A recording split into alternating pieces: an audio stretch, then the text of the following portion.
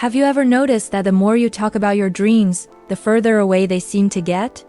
It's a strange thing, isn't it? We get all excited about a new goal, a big plan, and we just can't wait to tell everyone. But what if I told you that this very act of sharing could be quietly sabotaging your success? Let me tell you a story about a boy named David.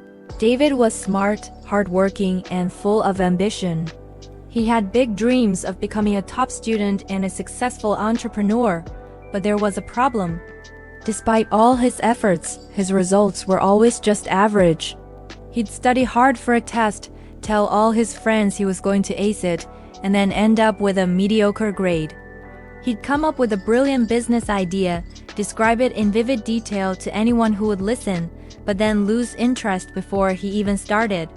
Soon, his constant talk with no results turned him into a bit of a joke among his peers. One day, feeling completely defeated, David went to his grandfather for advice.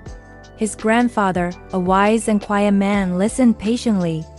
He then said, "David, your problem isn't a lack of talent or effort. Your problem is your tongue. You're letting all your energy leak out through your words." He explained that when you constantly announce your plans, two things happen. First, you invite negativity. People, sometimes even with good intentions, will point out all the reasons you might fail, planting seeds of doubt in your mind. Second, and this is the sneakiest part, your brain gets a premature sense of accomplishment. Just by talking about your goal, you trick your mind into feeling like you've already achieved it. This fake satisfaction kills your motivation.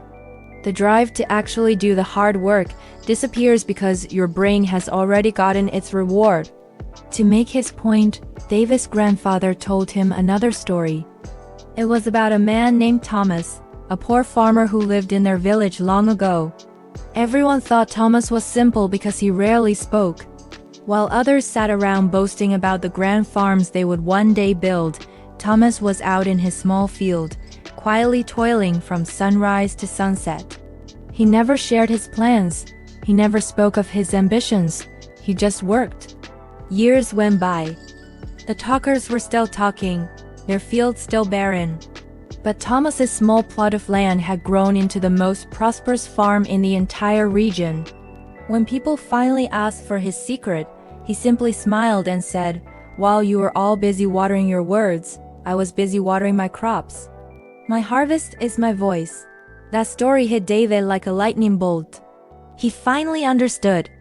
From that day on, he made a pact with himself. He stopped talking about his goals. He stopped announcing his study plans. He stopped describing his future business ventures. Instead, he channeled all that energy into action. He studied in silence. He worked on his projects quietly. When friends asked what he was up to, he just smiled and say, "You'll see." The change was incredible. With fewer distractions and no more fake satisfaction, his focus sharpened.